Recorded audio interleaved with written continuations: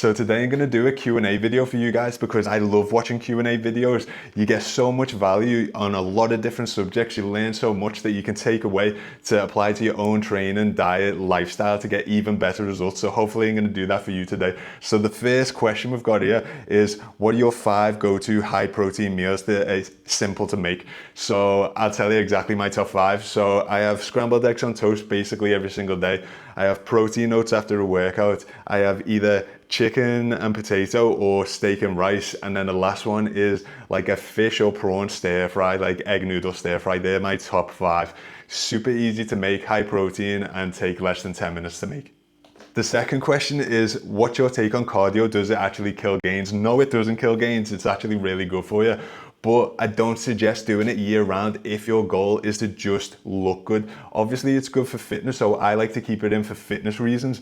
But if you want to be like really shredded in the summer, let's say, if you're doing cardio all winter, when you're gonna come to like that cutting phase in the summer, your body's already adapted to you doing like 30 minutes of cardio. If you're gonna try and push further, you're gonna have to go to an hour and a half, and I don't suggest doing that. That's why I would say don't really do that much cardio in your off season. So it's a tool that you can then use when you're trying to cut up later on. The third question is, what's your favorite training split? And the training splits matter. So my favorite training split is where you do chest and back on the same day, then the next day you do shoulders and arms together, then the next day you do legs and abs, then the fourth day you rest, and then you go again. The reason I love this split is because you can lift so heavy on the chest and back because the opposing muscles. So when you're bench pressing really heavy, your back is relaxed. So when you then go into rows, you can go really heavy, and when you're rowing, your chest is relaxed. So when you go into flies after that, you can go heavy, and so on and so on. So you do a really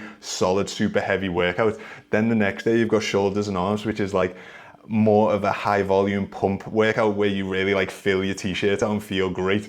Then you've got legs and abs, so you can absolutely obliterate your legs as much as possible. Then just do a little bit of abs at the end, and you can do that knowing you've got a nice long rest day the next day to recover. That makes it a lot easier to really push your leg days hard. So that's my favorite split. Do I think splits is super important? Not really. I would suggest though, every 6 to 8 weeks changing your split. So if you're gonna do that 3-day split, every 6 weeks, try and change it up. So go to push pull legs, and then after 6 to 8 weeks do maybe like upper lower full body or something like that. Keep changing it up, change up the order of the exercises, because that's going to help you stay enthusiastic, help you really want to push hard and improve. It's very hard to improve when you're just doing the exact same thing week to week to week over and over and over again, and you're not really changing things up or making it fun for yourself. The next one is, I've just come back from a 2-week holiday, feel like I've lost everything. How long does it actually take to come back? So this is super common, and I really feel your pain with this one. You've worked hard all year round and you go on a 2-week holiday and you feel like you've lost it all, but you haven't. You can't lose muscle that fast. It doesn't happen that way. All that's happened is you've been eating less protein, you've been drinking more, you're having more carbs, so you're holding a lot of water, you haven't been training, so you're missing that like pump. You're literally gonna feel and look exactly like you did right before the holiday by the end of a week of training. So if you come back from the holiday and you train right and you get back to eating your normal food, you will literally look exactly the same as before you left. Go and enjoy yourself and have some time with your family doing things that aren't particularly perfect for bodybuilding or getting in shape, and then you can come back and fix it within a week. Don't worry about it. So that's super common, but please don't stress about that too much. Literally 1 week and you'll be back to normal. So someone else has put, I've lost the same 10 pounds 3 times now. Why do I keep ending up back where I started? And how do I actually make it stick? So I can almost guarantee what you've done there, you've gone way too strict straight away. So this is what yo-yo dieting is. You've cut everything you like out. You've tried to do way too much all in one go. So because you're doing so much at once, you are going to lose a lot of weight. You're going to lose the 10 pounds, but you can't keep that up because you're just going too crazy, too strict. And then what's happening is you're binging and crashing, and then you're putting all the weight back on and you're back to square one, or even worse than square one. That's why it's called yo-yo, because you shoot back up even further than where you started. And then you're doing the same process all over again. What I'd actually say is just give yourself longer. So instead of doing, I'm gonna lose 10 pounds in 6 weeks, just be like, I'm gonna try and get in the best shape possible. I don't care if it takes me 3 months, 6 months, whatever. I'm just gonna nail my diet to the point where I can consistently keep this up all year round, no problems. I'm gonna train as hard as I can, but not to the point where I can't keep it up all year round. You've got to think longevity wise when it comes to getting in shape, because you're gonna wanna be in shape the rest of your life. So it doesn't matter if you lose it in 6 weeks or 6 months. You're gonna spend the rest of your life in shape if you've done it properly. So try not to get a quick fix like that 10 pounds lost dead quickly. Just take your time with it and do it in a more sustainable way. And that way you can keep the results once you make them.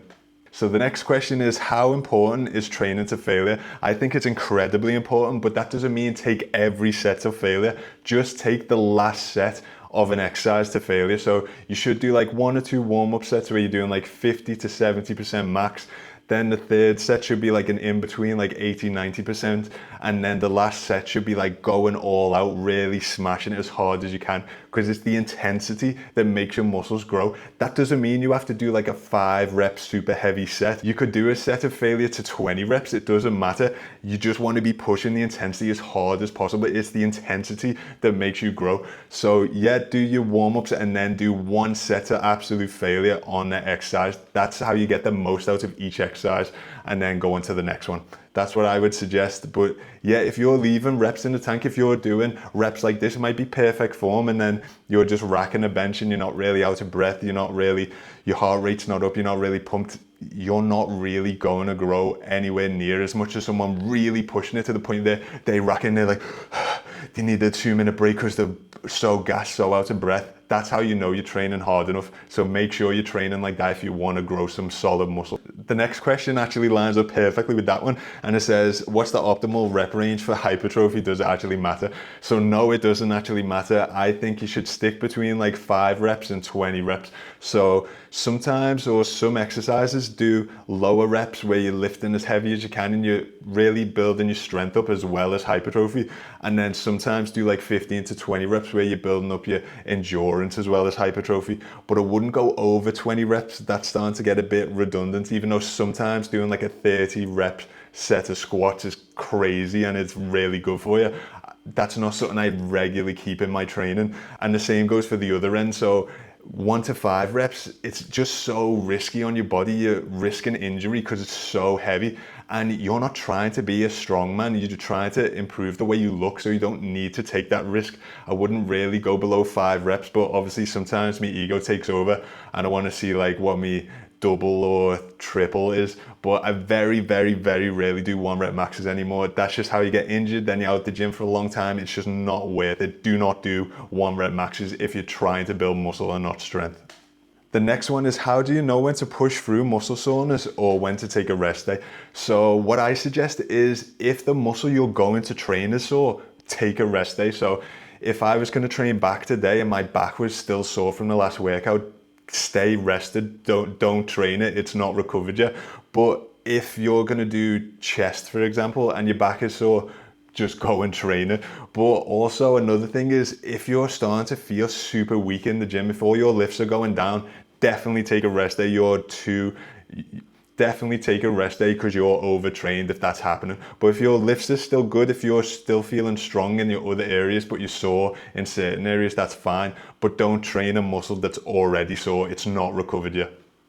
I love this question. What separates someone who gets really great results from someone who doesn't? It's 100% mindset. So I know a lot of people who train really well, they eat really well, they do all the cardio, they do everything they need to, and you still feel like, oh, I want to do more, I can do more. Or they get injured badly, they've broken a leg and they're like, I'll still get in the gym and do something else.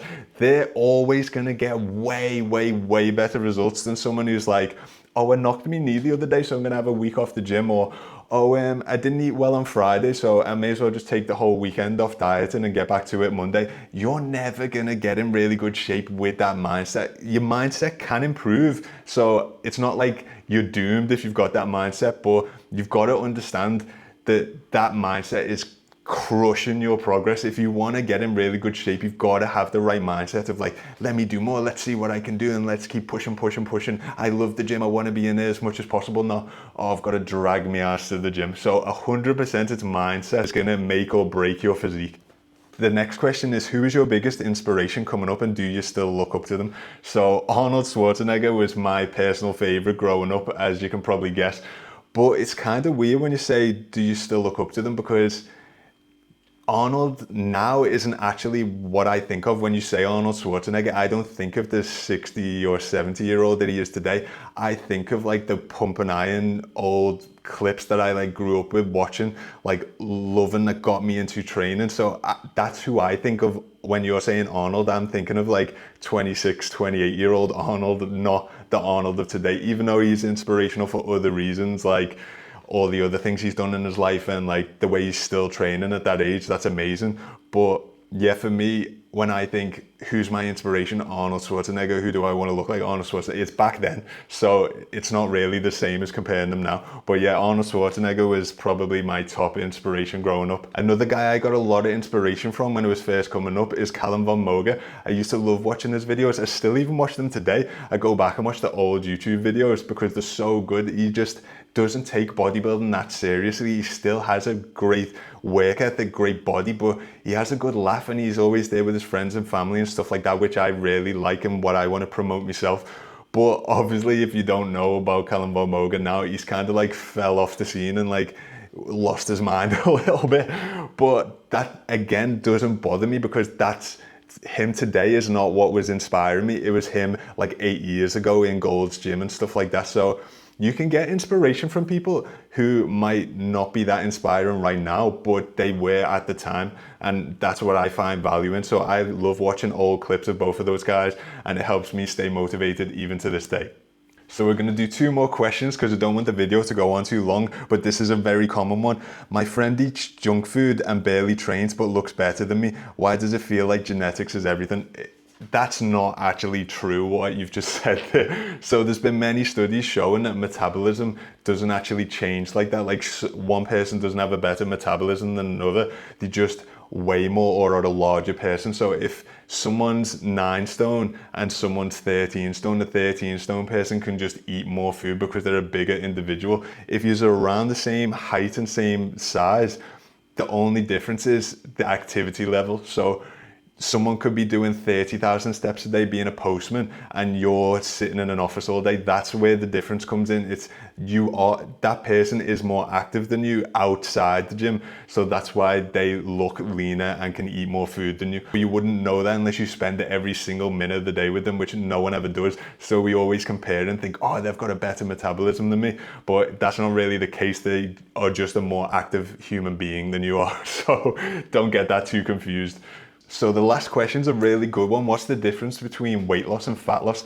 Weight loss is just sheer how much weight can I lose on the scale. So if I didn't eat anything for the rest of the day, didn't drink anything and did 2 hours of cardio, I'd probably lose 2 kilos by tomorrow. But then if the next day I just ate normal, I'm gonna put the 2 kilos back on. That's why I don't suggest you even care about weight loss whatsoever because it's kind of pointless, doesn't really matter. What most people wanna do is look better and feel better, which is fat loss. And you do that by going to the gym, lifting weights, putting on muscle. So even if you don't lose any body fat, but you improve your amount of muscle mass, you've lowered your body fat percentage, if that makes sense. So you don't even have to lose fat to look leaner by adding muscle. But obviously over time, you're gonna lose some body fat as you're putting on muscle and you're getting fitter and stronger. It's just naturally gonna happen. It's a slower process than weight loss, but the results that you get are more consistent. You can keep it up a lot longer, if not the rest of your life. Whereas weight loss, if you plummet your weight down, it's very hard to keep that weight down without it skyrocketing again, like I said before, yo-yo dieting. So what I'd suggest you do is take pictures of yourself and track yourself that way. If the weight on the scale hasn't changed, but you look leaner in the pictures, you're still losing body fat, you're still doing great. Don't panic that the weight hasn't changed. The weight on the scale doesn't really matter. Don't get so hung up on it. I know it's really hard when you're dieting, you think, oh, I want the weight to come down, but it's fat loss that you want, not weight loss. So hopefully you enjoyed all these questions today and learned a lot. If you have any questions you want me to cover in the next Q&A, just leave them in the comments below and I'll get back to you and I'll do the next video, try and answer all your questions. So see you next time.